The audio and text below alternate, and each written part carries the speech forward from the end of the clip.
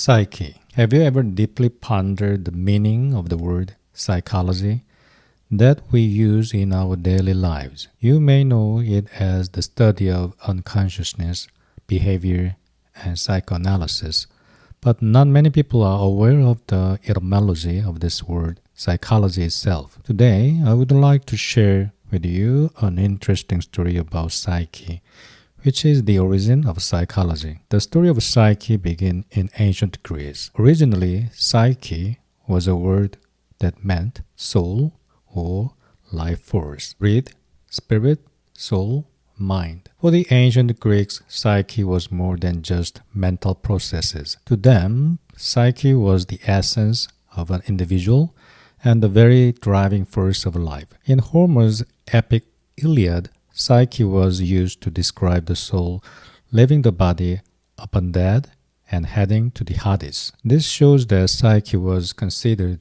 the source of life force and the pathway to the afterlife. Interestingly, psyche also had the meaning of butterfly because the Greeks regarded butterflies as a symbol of soul. The appearance of butterfly emerging from its chrysalis and undergoing a brilliant transformation resembled the rebirth of the soul into new life after death. In this way, psyche served as bridge connecting the material world and spiritual world. In Phaedrus, Plato even likened the metamorphosis of butterfly to the process of the soul leaving the body and moving toward the world of ideas. In Greek mythology, the beautiful princess Psyche received the love of Eros, Cupid in Roman mythology, the god of love. Despite facing many trials due to schemes of jealous Aphrodite, she ultimately achieved love with Eros and gains immortality. This myth symbolically shows the growth of soul and the power of love. The hardship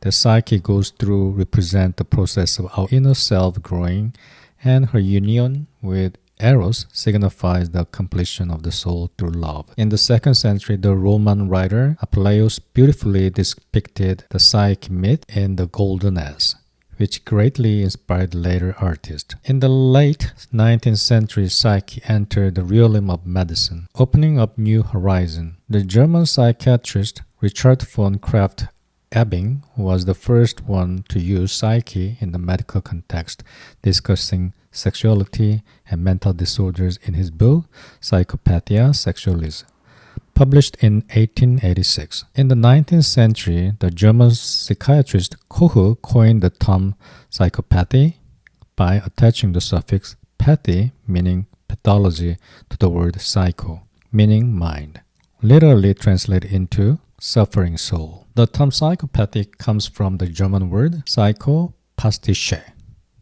the first use of which is generally credited to the German psychiatrist Koch in 1888, and which literally means suffering soul. This became the impetus for psyche to find its place in modern medicine and psychology. Subsequently, psyche began to be widely used as the term in psychiatry and psychology, and words familiar to us such as psychosis and psychopath also emerged during this period. If the Y is removed from the psychopathy, and it is called psychopath, it refers to someone who is mentally unstable or afflicted with psychosis, and we abbreviate this psychopath to psycho. It is a type of slang or colloquial expression. This colloquial expression psycho, which has come to mean mentally ill person, became widely known and used through Alfred Hitchcock's film Psycho, which you are well aware of. Originally, psycho was a broad term referring to mental illness,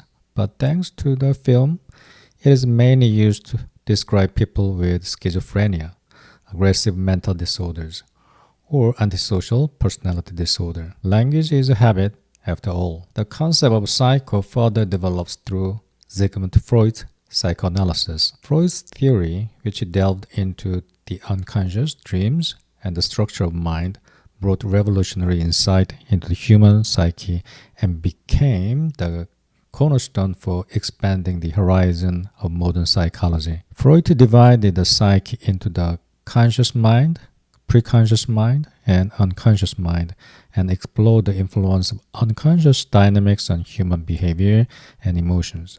Concepts proposed by Freud, such as the Oedipus complex, libido, and ego, all stemmed from his insight into psyche. His psychotherapeutic method is called psychoanalysis. Today, psyche has become an indispensable term in the field of psychology and psychiatry. Words starting with psych, such as psychology, psychotherapy, psychopathology, and psychopharmacology, all have their etymology roots in ancient Greek psyche.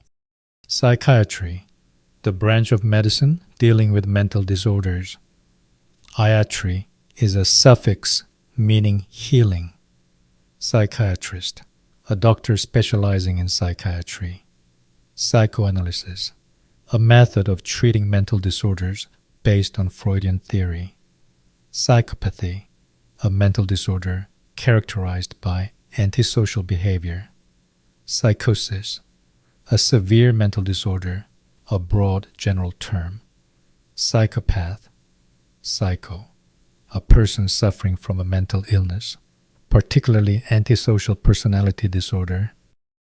In this way, psyche has undergone a remarkable transformation, starting from a word used by ancient Greek to express mystery of human soul, passing through mythology and literature, and reaching the worlds of medicine and psychology. The butterfly psyche, that once signifies the soul, has been reborn as the butterfly of academia over the course of time. In recent years, new fields such as cognitive psychology, neuropsychology, and evolutionary psychology are further expanding our understanding of psyche. With this development of brain science, the neurobiological basis of psyche is being uncovered, and the complexity of cognitive processing is being elucidated through computer modeling. Technologies like brain-computer interfaces are blurring the boundaries between psyche and machine, and cyberpsychology is exploring mental phenomena in digital spaces. The development of psychiatric genetics and epigenetics is deepening our understanding of the biological basis of psyche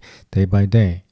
And these changes challenge the traditional notion of the psyche while simultaneously creating new linguistic domains. It will be exciting to see how meaning of this word will expand further in the future. Perhaps the beautiful butterflies that ancient Greeks saw still lives within our souls. May the small fluttering of the butterfly within you open up infinite possibilities.